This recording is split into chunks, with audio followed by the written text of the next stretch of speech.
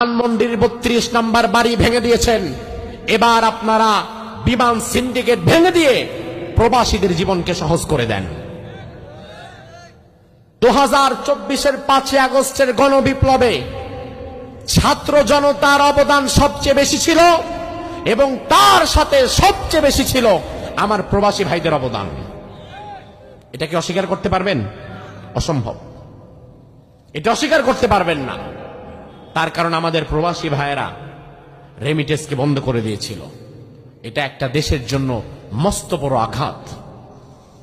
আবার বিপ্লব পরবর্তী সময়ে দেশের প্রতিটি ক্রান্তি লগ্নে প্রবাসীদের অবদান আছে না নাই? আজ প্রবাসীদের জীবনকে আপনারা দুর্বিষহ কষ্টের মধ্যে ফেলে দিয়েছেন। বিমানের টিকিট সিন্ডিকেট করে করে 50,000 টাকার টিকিট নিয়ে যাওয়া হয়েছে 1.5 লাখ 2 লাখ টাকায়। কেন? একজন প্রবাসী দেশের বাহিরে যে কাজ করে, একজন প্রবাসী দেশের বাহিরে যে কাজ করে, সে মামু বাড়ির মধ্যে কাজ করে না। একজন প্রবাসী দেশের বাহিরে যে কাজ করে, সে রাজা বাদশার হালতে কাজ করে টাকা উপার্জন করে না। সে শুয়ে বসে খেয়ে টাকা উপার্জন করে না। একজন প্রবাসী দেশের বাহিরে যে কাজ করে, সে নিজের রক্ত ঘাম পানি করে এরপরে টাকা উপার্জন করে। সে কোটি কোটি টাকা লুটপাট করে না। সে কোটি কোটি টাকার লুটপাটের সাথে জড়িত না। সে ভুয়া রাজনীতি করে পয়সা কামায় না। সে পরিশ্রম করে মাথার ঘাম পায়ে ফেলে পয়সা কামায় একজন প্রবাসী। ওই প্রবাসী কেন 2 লাখ টাকা দিয়ে টিকিট কিনবে? কেন 1 লাখ টাকা দিয়ে টিকিট কিনবে? তার জন্য টিকিটের দাম কম করুন।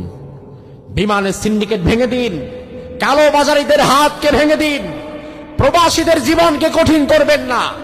কারণ এই দেশের প্রশ্নে আমি দেখেছি প্রতিটি ভালো কাজে প্রবাসীদের অবদান আপনারা সাক্ষী দেন, বেশি না কম?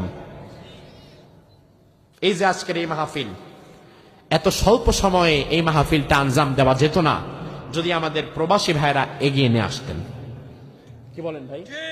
প্রবাসী ভাইরা যদি না আগাতো, এটা পারত মাহফিল? অসম্ভব। বাংলাদেশে আমরা যত মাহফিল করি, এটা বাস্তব সত্য কথা, আমাদের 90% মাহফিলের সবচেয়ে বড় সাপোর্টিভ হয়ে যারা কাজ করে তারা প্রবাসী। আপনি বলবেন কই, আমি তো দেখি না। হ্যাঁ, প্রবাসীরা আপনার সামনে এসে কাজ করে দেখায় না, তবে তারা পর্দার ওপার থেকে কাজ করে। তারা কাজ করে বলেই আজকে আমি আপনারা এখানে বসে আসতে পেরেছি। প্রবাসীরা কাজ করে বলেই আজকে এখানে আমরা বসতে পেরেছি।